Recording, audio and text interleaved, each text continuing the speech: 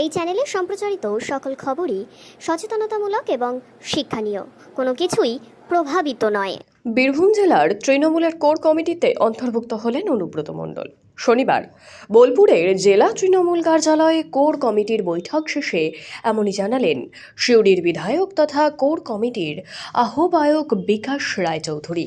এদিন তিনি বলেন, অনুব্রত মণ্ডল সহ জেলা সভাপতি তার সাথেই কোর কমিটির চেয়ারপারসন হয়ে থাকবেন। এছাড়াও সকলকে একসাথে নিয়ে চলার ব্যাপারে বৈঠকে সিদ্ধান্ত হয়েছে। এরপর থেকে প্রত্যেক মাসে কোর কমিটির বৈঠক করা হবে। আগামী 15ই ডিসেম্বর রামপুরহাটের বৈঠক হবে, সেই দিন সিদ্ধান্ত হবে। তারপরে কোনো তারিখে পরবর্তী বৈঠক হবে সিউড়িতে। অন্যদিকে কাজল শেখ জানান, দলীয় অভ্যন্তরীণ বিভিন্ন বিষয় নিয়ে অভিযোগ তুলেছেন, তা কার্যত স্পষ্ট করে দেন এই দিন কাজল শেখ। তবে কাজল শেখ ও অনুব্রত মণ্ডলের মধ্যে কোথাও কোনো দ্বন্দ্ব নেই। এই দিনের বৈঠক শেষে সকলের থেকেই এমনই মন্তব্য লক্ষ্য করা যায়। 2024-এ হয়েছিল, তারপরে দীর্ঘ 1.5 মাস পরে যেহেতু বিভিন্ন উৎসব আর্যিকর কাণ্ড নানা ধরনের ইয়ে থাকার জন্যে আমরা সিদ্ধান্ত নিয়েছিলাম আগেই যে আমরা পুজোর পরেই আমরা এই উৎসব শেষ হয়ে গেলে আমরা কোর কমিটি ডাকব, এবং আমরা যথারীতি সেই কোর কমিটি ডেকেছি। এবং কোর কমিটিতে আজকে সৌহার্দ্যপূর্ণ আলোচনা হয়েছে, খুব সুন্দর আলোচনা হয়েছে। কোর কমিটি যারা সদস্য আছেন তারা নিজ নিজ মত প্রকাশ করেছে, এবং সেখানে আগামী দিনে আমরা এই ধান কাটা বা এই পার্বণগুলো শেষ হয়ে গেলেই আবার জেলায় জানিয়ে দেব। প্রতিটি কোর কমিটি যে যেখানে যে দায়িত্ব আছে সেই দায়িত্ব পালন করবে। এবং কলকাতায় দিদি নেত্রী, মহান নেতা, আমাদের সকলের নেত্রী, আমাদের মুখ্যমন্ত্রী, আমাদের দলের চেয়ারপারসন, তিনি যেভাবে নির্দেশ দিয়েছেন সেই নির্দেশ মতো আমরা কাজ করছি এবং আগামী দিনে কাজ করব। সিদ্ধান্ত আগামী দিনে সংগঠনকে মজবুত করা, এবং যেভাবে কাজল অনুব্রত এই যে গান হচ্ছিল তার জবনিকা হলো, কোনো দ্বন্দ্বদের মধ্যে ছিল না, এবং প্রচারটা বেশি হয়েছে। আজকে সেটা প্রমাণ হয়ে গেল। আমরা সবাই একটা জায়গায় আছি, এক ছাতার তলে আছি। আমাদের নেত্রী মমতা ব্যানার্জি, নেতা অভিষেক ব্যানার্জি, আর জেলায় আমরা সবাই ইউনাইটেড, অনুব্রত মণ্ডল সহ।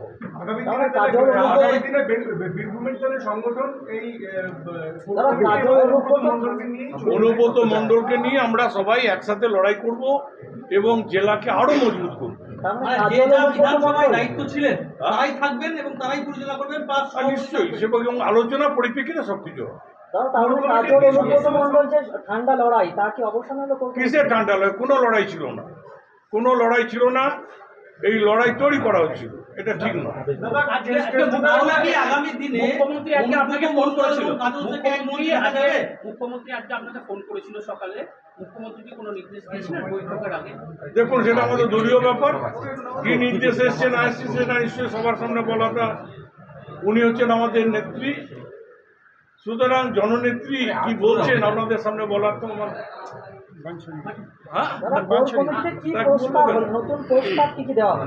প্রস্তাব হচ্ছে একটাই, আমরা সবাই আছি, আমরা সবাই ছিলাম, আমরা সবাই থাকবো, এবং আগামী ধান কাটা মৌসুম শেষ হলে তার মধ্যে যে কোনো প্রোগ্রাম হবে সেই প্রোগ্রাম আমরা সবাই একসাথে করব। আর কোর কমিটি আগামী 14ই ডিসেম্বর 15ই ডিসেম্বর রামপুরহাটে হবে। তারপরে রামপুরহাটে ডেট ঠিক হবে, তারপরে সিউড়িতে হবে, সিউড়িতে ডেট ঠিক হবে, তারপরে বোলপুরে হবে, তারপরে যখন যেখানে প্রয়োজন হবে সেই জায়গায় কোর কমিটির মিটিং হবে। দাদা, সদস্য সংখ্যা বাড়ানো নিয়ে কি কোনো কথা হয়েছে? না, কোনো এসব নিয়ে কোনো আলোচনা হয়নি। আমাদের সদস্য সংখ্যা এখন অনুব্রত মণ্ডলকে নিয়ে 7 জন। দাদা, উনি কি অন্তর্ভুক্ত হলেন তাহলে কোর কমিটিতে? উনি তো চেয়ারপারসন, সুতরাং ওনাকে তো সেখানে থাকবেনি। অনুব্রত মণ্ডল তো চেয়ারপারসন, থাকবেনি। কোর কমিটির সকল সদস্য কি আজকের এই বৈঠকে স্যাটিসফাইড? সবাই খুশি দেখছেন না, হাসি মুখ। এখানে কাউরি কি মুখটা দেখে মনে হচ্ছে আমাদের মধ্যে দ্বন্দ্ব হয়েছে, না ঝগড়া হয়েছে, না কোনো রকম মতভেদ হয়েছে? আমরা খুশি, আমি কনভেনার হিসেবে খুশি। আজকে যে পরিবেশের মধ্যে আমরা মিটিং করেছি, আমরা সবাই ইউনাইটেডভাবে এক সুরে কথা বলেছি। এইটা আগামী দিনে প্রমাণ হবে। বীরভূম জেলা গত লোকসভা বলুন, পঞ্চায়েত বলুন, প্রমাণ করেছি। আগামী দিনে বিধানসভাতে আমরা প্রমাণ করব। অনুব্রত মণ্ডল বৈঠকে কি প্রস্তাব দিলেন? একসঙ্গে চলার বার্তা দিয়েছেন। সবাইকে নিয়ে উনি চলতে চাইছেন, উনি সবাইকে নিয়ে চলতে চাইছেন। আমরা একসাথে আছি, একসাথে থাকবো। দাদা একটা টাইম পর্যন্ত অনুব্রত মণ্ডলের কথা শেষ কথা এবং তার নির্দেশে শেষ নির্দেশন, এই সিদ্ধান্ত মানে এটা কি সিদ্ধান্ত হলো যে এবার থেকে কোর কমিটির যৌথ সিদ্ধান্ত? অনুব্রত মণ্ডলের তার সাংগঠনিক একটা বড় জায়গা আছে, এটা অস্বীকার করতে লাভ নাই। কাজলও স্বীকার করে, আমিও স্বীকার করি, আমাদের কোর কমিটি সকলেই স্বীকার করে। সবাই তাকে শ্রদ্ধা করি, সবাই তাকে সম্মান দিই। সুতরাং তিনি আমাদের পরামর্শ দেবেন, আমরা কোনো জায়গায় ভুল ত্রুটি থাকলে সেটা আমরা সেইভাবেই চলবো। দাদা, জেলা কি কোর কমিটির নির্দেশে চলবে না অনুব্রত মণ্ডলের নির্দেশে চলবে? আমি কি বললাম আপনাকে? কোর কমিটি আমরা সবাই একটা জায়গায় আছি। অনুব্রত মণ্ডল আমাদের চেয়ারপারসন, সুতরাং অনুব্রত মণ্ডলের কোনো সিদ্ধান্তকে আমরা কি ইগনোর করব? সুতরাং তার সিদ্ধান্ত মোতাবেক অনেক জায়গায় আমাদেরকে এগিয়ে যেতে হবে। আমরা সবাই সেই সহমত পোষণ করেছি। কোনো অসুবিধা নেই আমাদের মধ্যে। কোনো জায়গায় সৌহার্দ্যপূর্ণ আলোচনা আমাদের মধ্যে সৌহার্দ্যপূর্ণ আলোচনা, এবং সকলে আমরা খুশি যে নেত্রী যা বলেছেন, নেত্রী যা নির্দেশ দিয়েছেন, কোর কমিটি সেইভাবে এগিয়ে চলেছে। অনুব্রত মণ্ডল ফিরে এসেছে, তাকে নিয়ে আমরা আর এগিয়ে যাব।